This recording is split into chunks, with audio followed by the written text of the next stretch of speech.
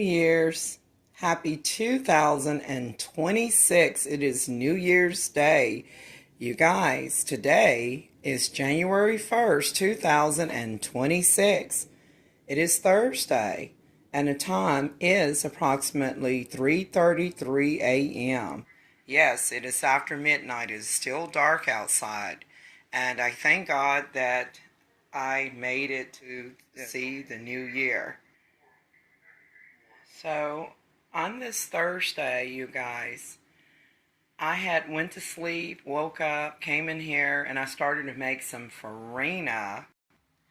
Y'all, I need to do a grocery haul. I'm like completely out of coffee, and so, but nevertheless, y'all, I started to make some cream of wheat, and I decided to use oatmeal instead. I have two different types of cream of wheat. The one in the red box cooks in 2.5 minutes. It's the original cream of wheat.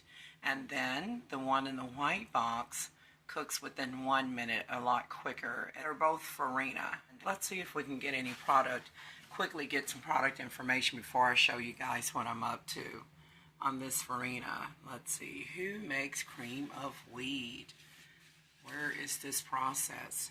I know that here's their website where you can go to creamofwheat.com. And let me see here. It should be right here.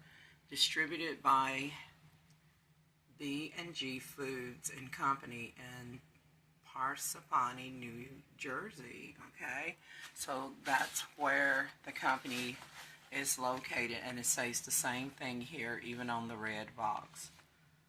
So,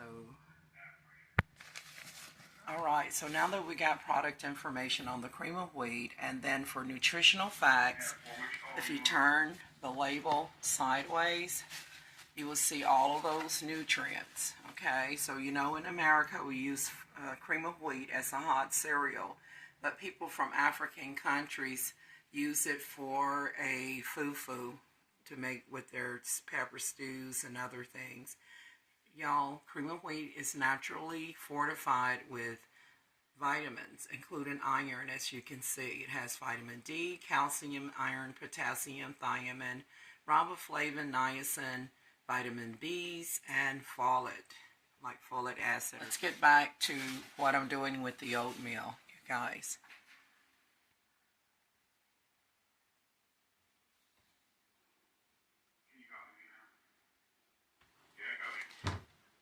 Okay, so you all, what I did was, I've had this quick oats 100% and in my cabinet, or actually on my countertop, I would say for years, you all.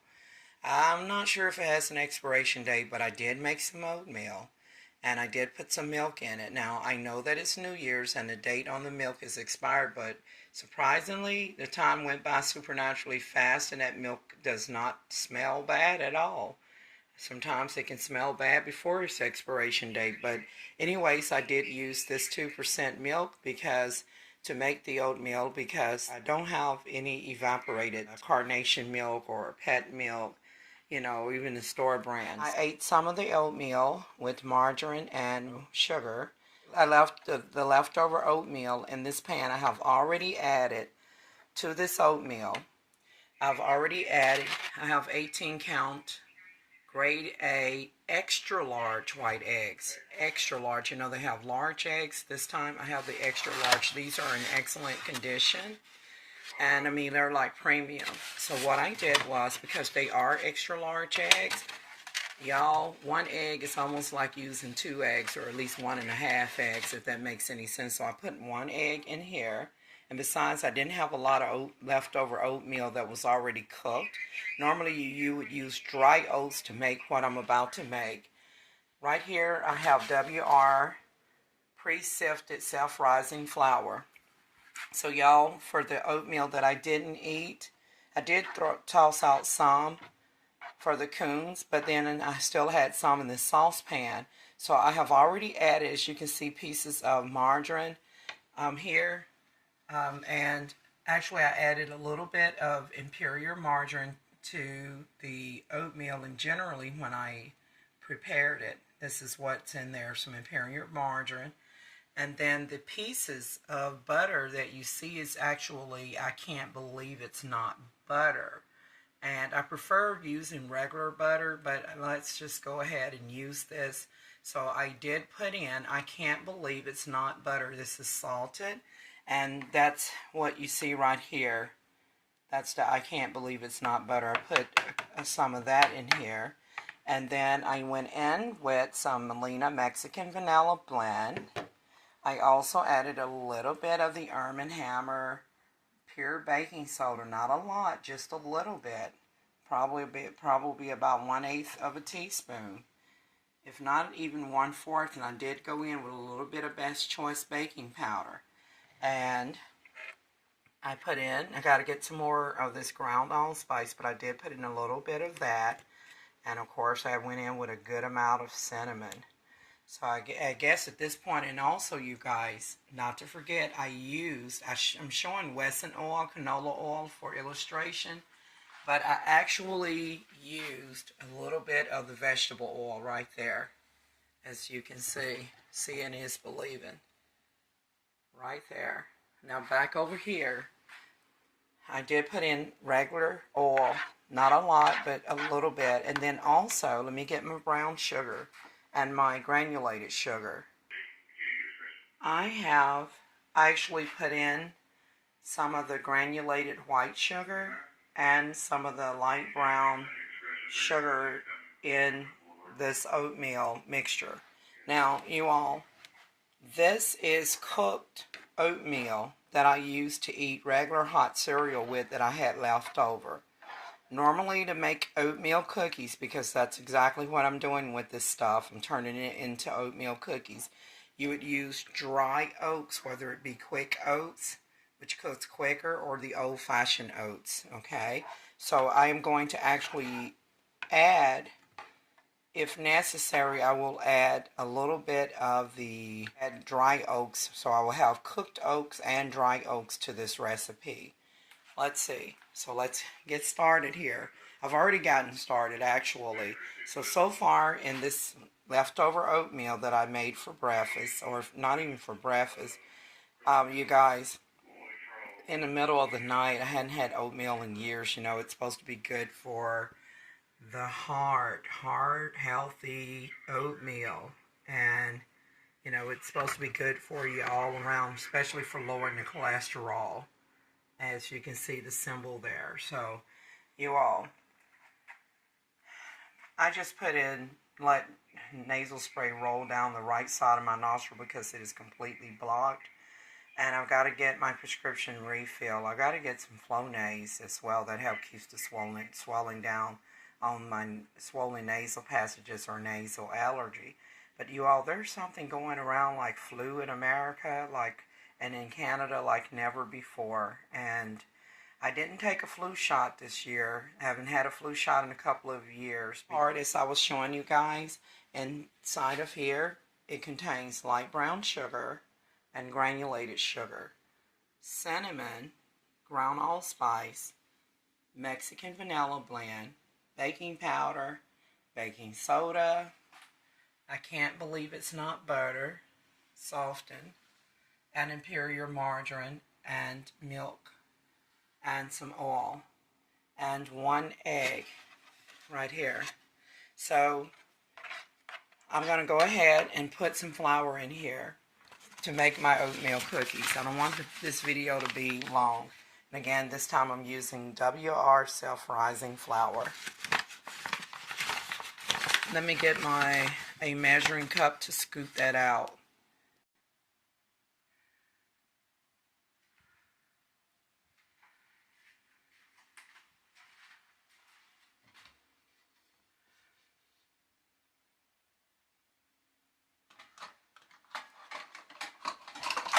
I'm not going to level it off.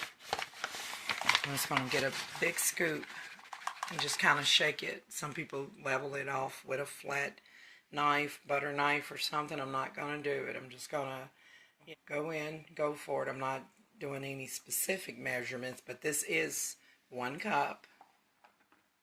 And it depends on how much oatmeal and batter you're using. Normally you use 2 cups of flour, but we'll see. So what I'm doing, you all, I'm making oatmeal cookies. And I just thought I would share this with you all for the record. I started not to make this video, and I said, you know what? Because I'm out of storage space on the other device, and I've got a lot of video content that I've got to get posted, and I'm about to get back on that. But I said, you know what? I started to say that I can make an oatmeal cookie recipe later, but I'm like, no, why not now? Why not just grab my camera and try to make it short and sweet and show them what I'm up to in the middle of the night or morning, making oatmeal cookies with leftover oatmeal so it don't go to waste. And you see this? So you know that for oatmeal, for cookies, whether it be oatmeal or chocolate chip cookies, your batter is going to be stiffer than this. So this is too wet for oatmeal cookie. But you actually could, like if I were to use it like this and bake it, I could make maybe like some type of like bread or something with it. But nevertheless, y'all, let's go in with some more. Let's go in and get some more flour here, okay? Let's do that. It's just taking a snippet. Gotta watch my storage space too on this device. So I'm trying to get another scoop of flour. We're going to put all of that in there.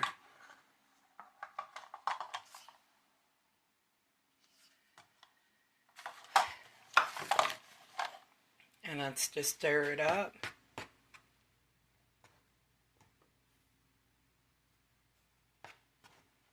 As you can see how the flour batter is getting stiffer, this is what you want. I believe that the 2-cup measurement for the flour is going to be right on point. Y'all, I may not even need to add any of the dry quick oats here, but you want to keep working it until it becomes stiff. And then when it becomes stiff enough, I will be able to put it on a cookie sheet and bake it and make some delicious oatmeal cookies. So what I'm going to do here is continue to work that flour into the dough. As you all can see that I have continued to work and blend in the dry ingredient with the wet ingredient. And as you can see, the oatmeal dough, the cookie dough is getting much stiffer. You can use a cookie dough scooper, or you can use this tablespoon that I'm using. I do have a whisk, but that's not even necessary for this. You can just, use what you have, a spoon or even your hand here. Y'all look. So it has the consistency that we need to be able to form the cookie dough, to put it on like a cookie plate. I might just use, let's see, I got a cake pan back over here. I have my pizza pan. You can use whatever you got, you know what I mean? Like cookie sheets and things, so as long as it's non-stickable. And be sure to base it with a little bit, I cannot believe it's not butter, and bake it. But for now, this is going to complete part 1 of the video. I might show you all the finished results on a separate video and get the clips all together, or I just might upload this video and show the results on the pictures and the thumbnail in the beginning of the video. So at this point, I thank you guys for watching. Don't forget to like, share, and subscribe. This is what I'm up to. I've made oatmeal cookies using my leftover oatmeal that I made from the quick oats that I didn't finish eating. This is Frugal Recipe Ideals. How to take leftover oatmeal that you have already made on top of your stove, and how to turn the leftover oatmeal into a delicious cookie, oatmeal cookies. And for those who like oatmeal raisin cookies, at this point, this is the time now that you want to go ahead and put in your raisins. For those who want And speaking of raisin, you guys, I'm going to say this and leave it alone. I got the extra raisins, Raisin Brands, great value this time on my order, because the last order I got for the crunchy Raisin Brand great value, it had an expiration date, I believe on November the 2nd, which I've already put that in a separate video. So I just got this one instead, which is the extra Raisin Brand. It's been a while since I've had this one. It's pretty good, and it doesn't get soggy like regular Raisin Brand. And it expires in November, I believe on November 12th, 2026. So speaking of raisins, but we're not going to put Raisin Brands in this oatmeal. But if you have like Sun-Maid raisin or store brand raisin, you can go ahead, depending on how much raisins you like to eat in your oatmeal raisin cookies, you can add raisins. At this point, y'all, I'm out. I thank you guys for watching. I hope that you find these frugal recipe ideals and tips handy. And with that note, I'm out. Thanks for watching. See you guys in the next.